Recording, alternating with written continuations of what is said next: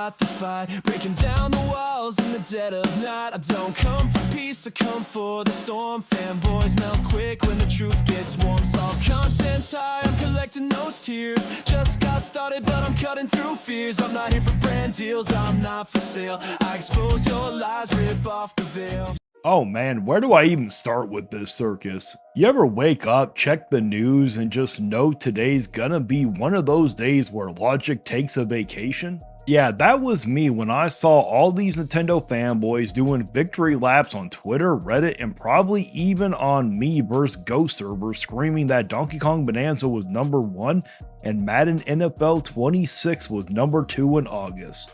Now before I get into this video, please hit that like button and also the hype button as well. It really helps out small channels like mine.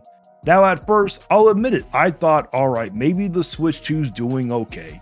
Maybe Nintendo's finally letting third parties cook a little. Maybe, just maybe, Madden was actually selling on a Nintendo console for the first time in almost a decade. But no, apparently I was giving this situation way too much credit, because a special kind of fanboy decided to crawl out of the digital woodwork to correct me, saying, actually Vigilante, it's not just on the Switch 2 data, it's across both platforms. Both platforms? Both? You mean to tell me, my guy, that this is combined sales for the Switch 1 and Switch 2? So wait, let me get this straight. Madden, a game that only exists on the Switch 2, somehow ranked #2 when you combine it with the Switch 1 data, where the game literally doesn't exist? Bro, what kind of Nintendo math class did you all take? Because that's not arithmetic. That's fanboy fantasy algebra. That's delusion with a side of denial. You cannot make this stuff up, I swear. It's like watching someone brag that their bicycle beat a Ferrari in a race because the Ferrari didn't show up. Madden, a Switch 2 title, apparently outsold everything on the Switch 1, a console with 150 million users, while the Switch 2's install base is what? Maybe 8 million at the best? That's not a success story. That's a statistical miracle bordering on witchcraft. That's like saying a lemonade stand outsold Starbucks because both technically sell beverages. And the fanboys out here waving their Joy-Cons in the air yelling, see? People are buying third-party games on Nintendo. It's #2. Buddy, it's #2 on a chart where half the contestants didn't even bother entering the race. You're bragging that your console sold a couple of football games during the off-season and calling it a cultural reset. And the delusion doesn't stop there. These people genuinely think this proves something, like it's some historical turning point for Nintendo. No, my dude. It proves that if you starve a player base long enough, they'll eat anything. If you leave people in a desert and throw them a single bottle of Madden flavored Gatorade, they'll guzzle it and thank you for the blessing. Madden's not a sign of third-party strength. It's a symptom of first-party starvation. There's nothing else to really play, so of course it charted. You think people woke up excited for a 30 frame per second football simulator on a console that can barely keep grass textures from flickering? No, they bought it because it was the only thing new that month besides Donkey Kong game, where the biggest innovation was giving Diddy Kong a slightly different hat. And let's talk about Donkey Kong Bonanza for a second. #1 game, probably a very small percentage attachment rate. Fanboy treating like it just broke Elden Ring sales records. That's not a flex, that's a coping mechanism. It means too many Switch 2 owners didn't even bothering buying it. And those are the people who are supposed to be Nintendo's most die-hard fans. Day one audience. If you can't get half of your early adopters to buy your flagship game, that's not a celebration. That's a meeting waiting to happen at headquarters.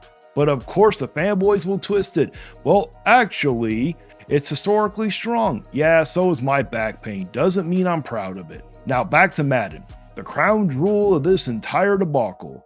This is the same game that sells millions on Xbox and PlayStation every single year, right? On those platforms, it's like clockwork. Millions of copies gone before you can even say microtransactions, but on Nintendo, the numbers are so low that even the analysts at Circana probably had to squint just to find them. Matt Piscatella literally said in a Q&A that third-party performance on Switch 2 is weak, and he's being polite. Meanwhile, fanboys are sitting there plugging their ears like toddlers during a doctor's visit. La la la la, I can't hear you. Madden was number 2, yeah, across both platforms. One of which doesn't even have the game. Congratulations, you just invented the anti-logic chart where the games both exist and doesn't exist, depending on how badly you want to win an argument. And this logic they have, oh my god, it's galaxy brain stuff. They'll tell you, see, third-party games sell on Nintendo if you give them a chance. Really? We said that back on the Wii U when we got Call of Duty Black Ops 2, Mass Effect 3, Batman Arkham City Armored Edition, and Assassin's Creed 3. Remember what happened? Nothing. Nobody bought them. You could hear crickets in the sales department. Third-party devs looked at the numbers, packed up their engines, and said, yeah, we're good. Call us when your audience actually plays something that isn't Mario. History is repeating itself, except this time it's in HD. Or at least what Nintendo calls HD, which is 900p. If you're lucky and your room's not too hot. And don't even get me started on performance. Madden on Switch 2 runs at 30 frames per second, 30, in the year 2025. Fanboys keep trying to sell this as a cinematic. Cinematic, bro? This isn't a Christopher Nolan's film, it's a football game. You don't need motion blur and artistic stutters. You need frames. The only thing cinematic about how long it takes to load into a match. You can make a sandwich between kickoffs. I've seen flipbooks with smoother animations. You could play this game blink and miss an entire play and still fanboys defend it. Well, at least it's portable. Yeah, so is the flu. That doesn't make it desirable. You want to know why NBA 2K26 didn't chart? Because the people who buy 2K care about graphics, online performances, and not playing basketball on what looks like a Wi-Fi toaster. These games don't belong on Nintendo's hardware. Not because they're bad games, but because the audience isn't there and the hardware can't keep up. Also, they're pretty toxic to the community. You're trying to shove a square peg into a Joy-Con drift hole, and it's just not happening. Here's what's really going on. Nintendo wanted to delay their first-party releases to make the launch window look healthy for third parties. It's PR strategy 101. Give EA, 2K, and Ubisoft the spotlight early on, make it seem like, look, the Switch 2 is a home for everyone, and then when the numbers eventually tank, Nintendo swoops back in with Mario and Zelda to clean up the mess. It's the same playbook every generation. They did it with the Wii, the Wii U, the original Switch, rinse and repeat, and fanboys fall for it every single time. They see one chart, one graph, and they start writing think pieces like they're Bloomberg analysts. This is the dawn of a new era for Nintendo and third-party relations. Yeah, until October when the new Mario drops and suddenly all those third-party vanishes from the charts faster than an EA customer service. Let's also not forget, even though Madden ranked number 2, Sarkana's own breakdown shows it's still nowhere near Bonanza's performance. And Bonanza isn't even groundbreaking any global records.